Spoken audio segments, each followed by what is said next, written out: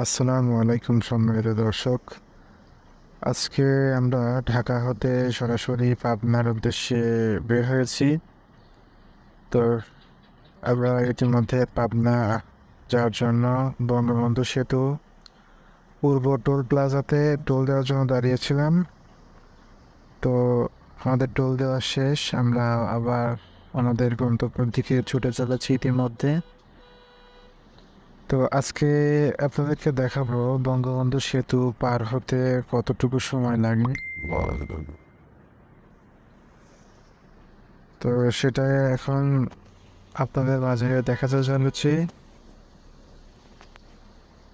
ইতিমধ্যে আমরা সেতুর উপরে উঠে পড়লাম। এতদিন তো আপনাদের মাঝে আমরা দেখিয়েছি ট্রেনের উপর থেকে ট্রেনের উপর থেকে আমরা যমুনা সেতু হয়ে পার হয়েছিলাম বিগত দিনগুলোতে। তো সেটা দিনের বেলা ভিউ ছিল। তো আজকে আমরা দেখাতে চলেছি যে যমুনা সেতুর উপরে রাত্রিকালীন যে ভিউটা আসে সেটা দেখতে কেমন দেখা যায়। তো সেজন্যই ভিডিওটা অন করেছি। তো দেখতে থাকুন এই রাতের আলোর ঝিকিমিকি অবস্থায় কিভাবে আমরা পুরো সেতুটা পার করি। তো সেতু পার হওয়ার সময় অনেক বাতাস আসতেছিল, যা বলার মতো না, মানে সব মিলায়ে অস্থির ভিউ ছিল। হয়তো আপনারা যখন জাগ্রত অবস্থায় এরকম রাতের নিস্তব্ধতায় চলাচল করবেন এই সেতু হয়ে, তখন অবশ্যই বুঝতে পারবেন যে রাত্রিকালীন ভিউ সেতুর উপরে আসলে কতটা মনোমুগ্ধকর লাগে।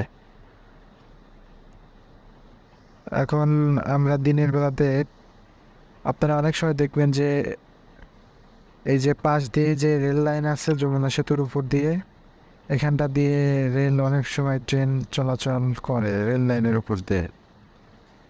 তো হয়তো সামনে আমরা সেতু পার হওয়ার সময় হয়তো বা কোনো ট্রেন যদি ভাগ্যক্রমে আসে, তাহলে আবার দেখতে পাবো যে ট্রেন ছুটে চলেছে যমুনা সেতুর উপর দিয়ে।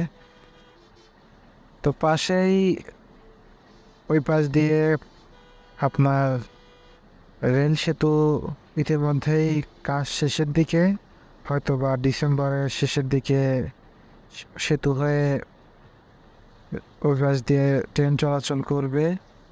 ডিসেম্বরের শেষের দিকেই কথা আছে, এরকমটাই প্রজ্ঞাপন দেওয়া আছে। হয়তো বা কিছুদিন হয়তো দেরি হলে হতে পারে, সেটা কর্তৃপক্ষ জানে।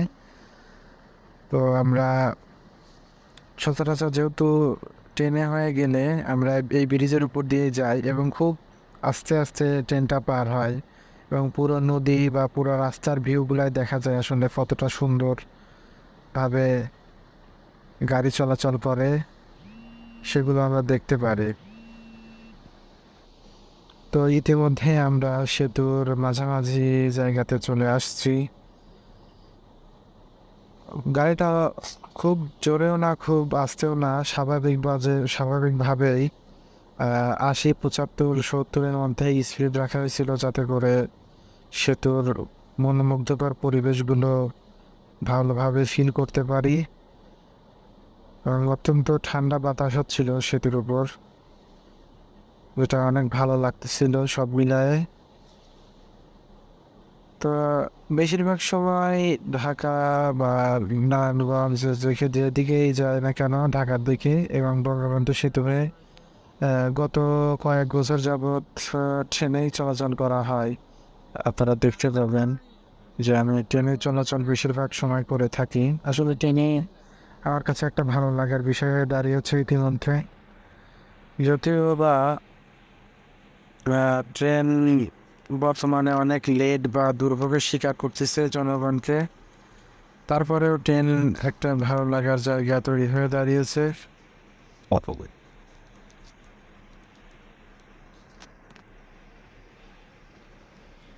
তো বেশিরভাগ সময় ট্রেনেই চলাচল করে থাকি এর জন্য।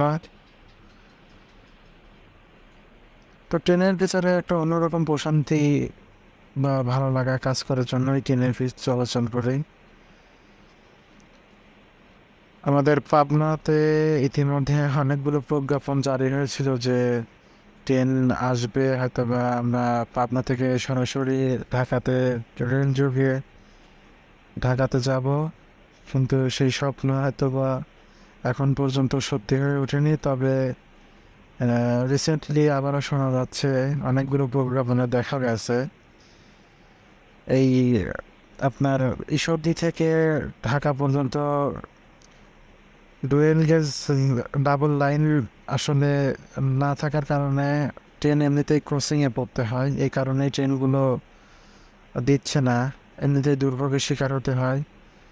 তো সামনের দিকে হয়তো এই রুটে কয়েকটা ট্রেন উঠায় নিয়ে পদ্মা সেতু হয়ে চলাচল করা উচিত, কয়েকটি ট্রেন। তো ওই দিক দিয়ে স্লট খালি করে এই দিক দিয়ে হয়তো নতুন ট্রেন দেওয়ার আশঙ্কা আমরা দেখতে পাই। তো ইতিমধ্যে আমরা সেতু পারাপার শেষ করলাম। এই যে দেখতে পাচ্ছেন একটা ট্রেন দেখতে পাচ্ছি, এটা হচ্ছে কলকাতা ঢাকা সরাসরি মৈত্রী এক্সপ্রেস। আমরা দেখতে পেলাম এই যে চলে যাচ্ছে সেতুর উপর দিয়ে। তো ভাগ্য ভালো আমাদের, আমরা সেতুর উপর থেকে রাত্রেও আপনাদেরকে, আমরা দিনের দিকে গেলে পরে আমরা বেশিরভাগ সময় ট্রেনে করে গাড়ি চলাচল করে দেখতে পাই। তো এখন গাড়িতে করে যাওয়ার সময় ট্রেন চলাচল দেখতে পেলাম, তো অনেক ভালো লাগলো। তো অবশ্যই আমার ভিডিওগুলো ভালো লাগলে চ্যানেলগুলো সাবস্ক্রাইব করবেন এবং ফেসবুকে ফলো করে দিবেন এবং পেজে অবশ্যই ফলো করে দিয়েন। তো নতুন নতুন ভিডিও পেতে অবশ্যই কমেন্ট করবেন। তো আজকের ভিডিও এখানেই শেষ করছি। খোদা হাফেজ। অবশ্যই নিজে ভালো থাকবেন, অপরকে ভালো রাখবেন। But since he's in Gilligan, I thought you meant I could be in